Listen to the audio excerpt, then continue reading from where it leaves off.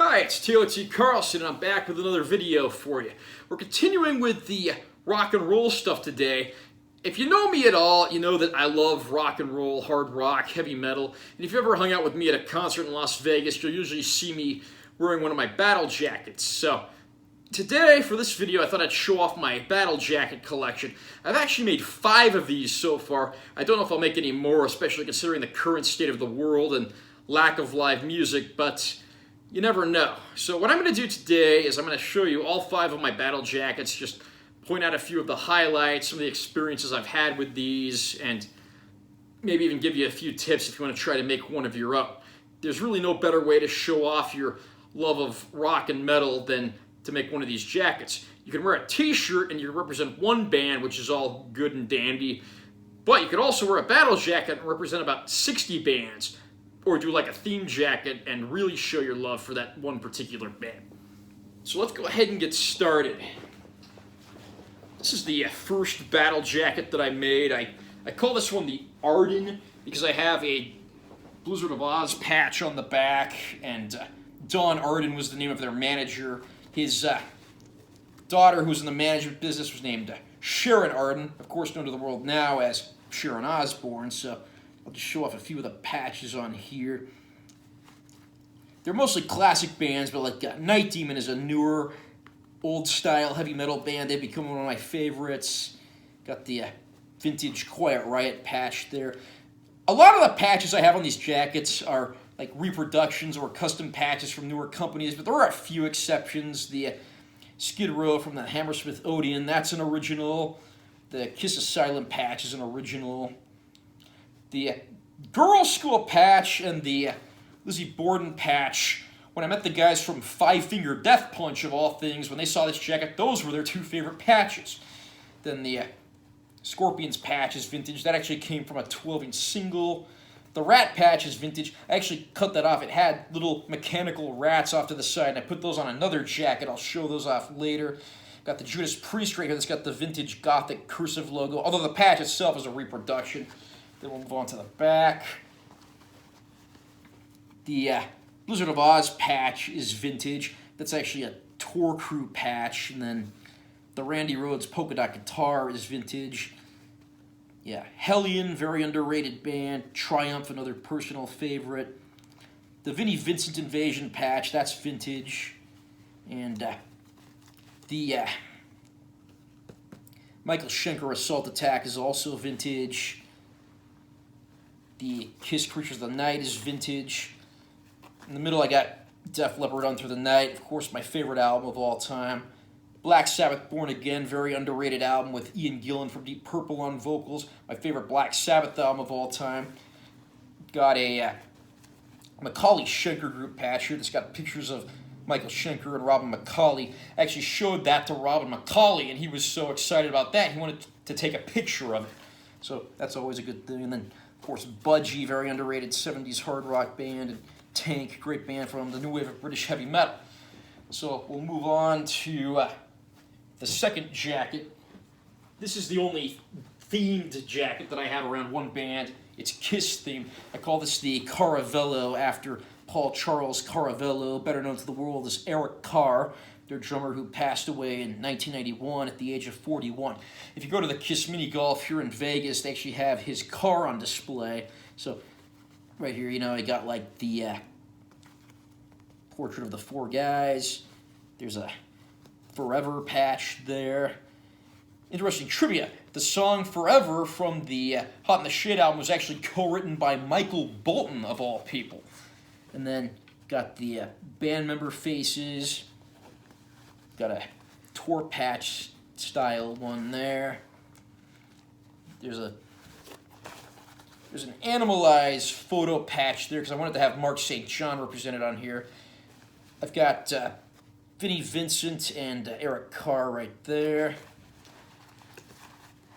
Then on this side, got the vintage Smashes, Thrashes, and Hits patch there. 4 classic members. And photo of them in Tokyo 77 right there. And Kiss Army right there. Kiss Alive 35, Creatures of the Night. Another interesting piece of trivia about songwriting. War Machine, one of the hardest, heaviest songs in the entire Kiss catalog, and a few other songs from that record were actually co-written by Bryan Adams, of all people. Something you'd never expect if you didn't know better. Then we got the back, got the huge back patch from the Lick It Up era. You got, of course, Gene and Paul, and then you got Vinnie Vincent and Eric Carr. The jacket's, of course, named the Cavello in his honor. Sadly, he's no longer with us, but his memory will always live on. Got a lot of these album cover patches on here. This vintage animalized tiger stripe one's one of my favorites. These album cover patches, I actually got these from some, I think it was like Chinese or Thai seller on eBay. They're pretty cheap and thin, but they actually look pretty good, so I can't complain. Now we're moving to a jacket that's mostly themed around, 80s hair and glam bands. I call this one the Labar after Jeff Labar, guitarist from Cinderella. Yeah, Hanoi Rocks, very underrated band. Motley Crue, Theater of Pain, vintage patch there. Bullet Boys, vintage patch. The King Cobra's a reproduction, but that's very nice. Lita Ford's first album right there in a photo patch. The Love Hate is vintage. That's taken from a single. It was included as a bonus there. Jizzy Pearl, the singer from Love Hate, he lives out here in Vegas. Yeah, Keel, Ron Keel used to live here in Vegas. Sea Hags, that's a vintage patch. That actually came out of I think it was a 7-inch single. More stuff here as well. Def Leppard, Hysteria right there, that's vintage. Faster Pussycat. Brent Muscat, formerly of Faster Pussycat, lives out here. He's played out here with a few bands. Other bands like Tough, Pretty Boy Floyd, Dangerous Toys. A lot of groups that don't really get the proper representation on things like this. The big Slaughter patch there, that's vintage. The Vixen I actually bought at a concert they did over at the Cannery Hotel Casino a few years ago. Firehouse, that's vintage. The Bang Tango Live Injection, that's also vintage. And obviously there's a few deviations from the theme, but overall it's mostly like the 80s hair and glam bands. And then here we got the back. I got those little mechanical rats from that rat patch that ended up on my other jacket. Got a reproduction rat patch there. Badlands, great underrated band with Eric Singer, who ended up in Kiss, and Jakey Lee, formerly of Ozzy's group. Jakey Lee also lives out here in the Vegas Valley. Kingdom Come, which features James Kotak, who jumped over the Scorpions for 20 years. The Junkyard patch, David Roach, their singer, actually ripped that off of his own jacket and gave it to me, so that's one of the most special items in my collection. A few other bands as well. Got the big Cinderella patch. Of course, the jacket's called the Labar in homage of their guitarist. DAD, very underrated band out of Europe. TNT, another underrated European band as well. Tony Harnell from them actually sang in Skid Row for a little while. You got Twisted Sister, Frehley's Comet, Ace Frehley's post-Kiss band from the late 80s. Another great one. And then, of course, you got to have Whitesnake. I got the vintage Snake logo they stopped using after the Slighted In record because that early Whitesnake era, of course, is my favorite. And then we'll move on down the list. Actually, a few other patches I wanted to mention that I didn't before. I'll just point those out really quick. The Extreme patch, that's vintage. Great group. Gary Sharon went on to sing for Van Halen for one album, although that album's pretty forgettable, of course, and then vintage Doc in there as well. So we will move on down the list, going on to number 4. This is mostly like underrated classic hard rock bands. There's a few that deviate from the theme a little, but overall it's pretty eclectic mix of the best. Bon Jovi, 7800 Degrees Fahrenheit, their most underrated album. This patch might be a bootleg because they actually spelled Fahrenheit wrong on there. Elf, which was Ronnie James Dio's early pro band. Pantera got the pre-Cowboys from Hell logo. You don't see that too often. Grim Reaper, probably best known these days for Beavis and Butthead making fun of them in their videos, although they actually had some pretty good music. Girl, that was Phil Lewis's band before LA Guns, Phil Collins' band before Def Leppard. Judas Priest patch from the Ripper Owens era there. Gamma, of course, featuring the late great Ronnie Montrose. This you got Fight, Rob Halford's band in the 90s. Steeler, which was Ron Keel and Yngwie Malmsteen's old band. TKO, great classic hard rock band from the early 80s. Adam Bomb was actually in that group for a while, very underrated musician. I actually helped him edit his autobiographies. I even threw Spinal Tap on there because the movie and the music are both excellent. Bruce Dickinson's solo patch from his Tattooed Millionaire days. Great first solo effort there. Anthrax, Fistful of Metal, that being the first album before Joey Belladonna even joined the band, back when Neil Turbin was fronting them. Got Black Sabbath there with Tony Iommi. Honeymoon Suite had some great AOR hits in the 80s. They actually recorded the title song from the movie Lethal Weapon. And then on the other side here, we got Lynch Mob, Wicked Sensation. I actually got to meet Oni Logan a few times, who sang on that record. I've seen him with Dio Disciples, and then also saw him when he was a Raiding the Rockfall guest, which is a great show here out in Vegas. Unfortunately, none of the shows are going on account of the current pandemic. Some other good patches on here. New York Dolls, classic hard glam rock from the 70s. Wild Horses, this was a band started by Jimmy Bain from Rainbow and later Dio, and also Brian Robertson of Thin Lizzy. They had 2 albums. Those albums are killer. I strongly recommend checking them out. The Gods, great classic American hard rock from the 70s. Their first album was actually produced by Don Brewer from Grand Funk Railroad. I actually call this jacket the Saint after Jamie St. James from Black and Blue, hence the great big back patch there. Yeah, Udo from Accept, his solo career. Riot, not to be confused with Quiet Riot. I even put on Steel Dragon here, which is the band from the movie Rockstar, in which musicians like Jeff Pilson and Zach Wilde have cameos. Even Blas Elias from Slaughter makes an appearance in that one. Got Blue Oyster Cult right there. A few other photo patches like Van Halen and Billy Idol. Got Led Zeppelin right there with their classic first album sleeve with the Hindenburg Crash. Straight Six is actually a newer band, but they've recorded some really good stuff the last few years. Joey Shapiro from XYZ actually drums for them. Down here, of course, I had to have my Pantera Vinnie Paul tribute patch there, and Dimebag Darrell. Vinnie Paul actually lived out here in Vegas for the last few years of his life, and if you visit his gravestone, he's actually got the Las Vegas Golden Knights hockey team logo on his tombstone. Last in Line, the Dio spin-off band. Trooper, great underrated 70s band. Slade, classic glam rock. Coney Hatch, killer Canadian band that really deserves to be rediscovered. Yeah, Ted Nugent, one of my favorite guitarists from the classic 70s era. And then Gary Moore, late great guitarist who we certainly miss every day. And the Angels. This group was known as Angel City in the United States, most likely to avoid confusion with the American rock band Angel, and also a 60s girl group called the Angels who recorded the song My Boyfriend's Back.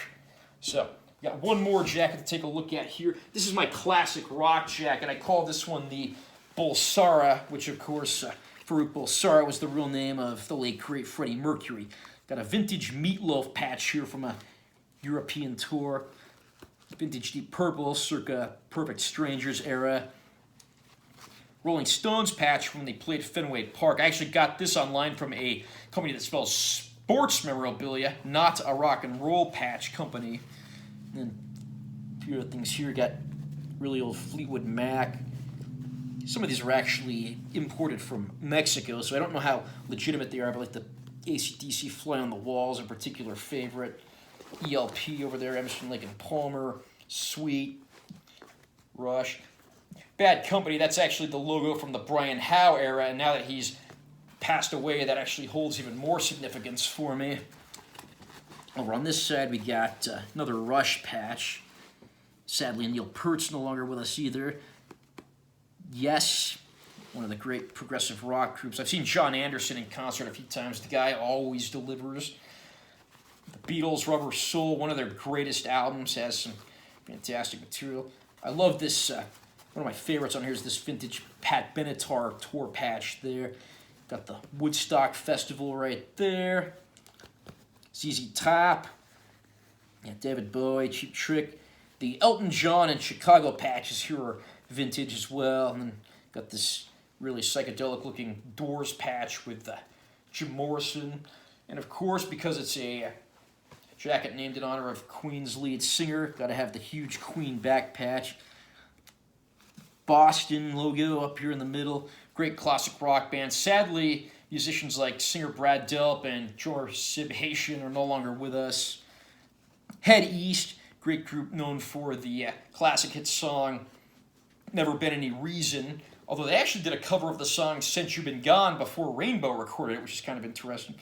Mark Bolan right there, that's a vintage patch. I got my T-Rex shirt on that I just bought over at Zia Records here in Vegas. And then for the classic bands, Jethro Tull, Nazareth, Vanilla Fudge, Grand Funk. And then you got a few other over here. You got the ELO. Then the Peter Frampton, that's a vintage patch. Most of these I got from a seller online that does a lot of reproduction patches, but then there's some vintage ones as well. The Marshall Tucker, that's vintage. Down here, that little crate-looking thing, that's an Allman Brothers Band patch. Sadly, we just lost Greg Allman a few years ago, so both of the Allmans are now in rock and roll heaven. And then this Foreigner patch is actually from the Unusual Heat era, which for a while was actually the only album they ever recorded without their lead singer Lou Gramm. He came back to the band for a little while, but has since left the group again. And there's really no right or wrong way to make battle jackets. I've heard all kinds of things from all kinds of different people. Like, I've heard people saying things like, oh, you shouldn't put the patch on there if you haven't seen the band. And I think that's BS. If you're a fan of the band, put the patch on there. It should express your musical interest, not necessarily limited to who you've seen in concert. I mean, a lot of my favorite artists were dead long before I was born. I mean, you can get a pretty good idea of that just looking at what I've shown you on all of these jackets. Now, if you do decide to make one of these, a few tips. First of all, I would recommend getting thread that matches whatever patch you're putting on the jacket. You don't want that to stick out like a sore thumb.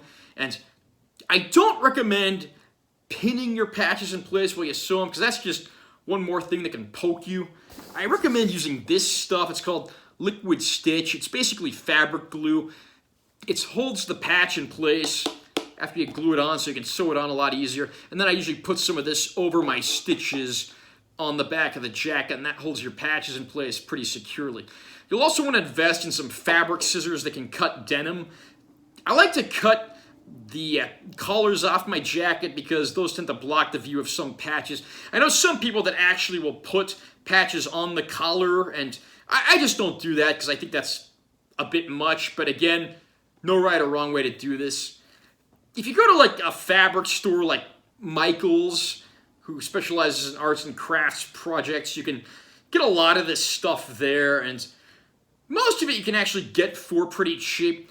The really tough part is just, hunting down the patches. You probably have a jean jacket in the closet you don't wear anymore that you could do something like this with. I also like to take those fabric scissors and cut all of the metal parts off the jacket and just cover those with patches like the pins and then things like all the loops at the bottom and stuff like that.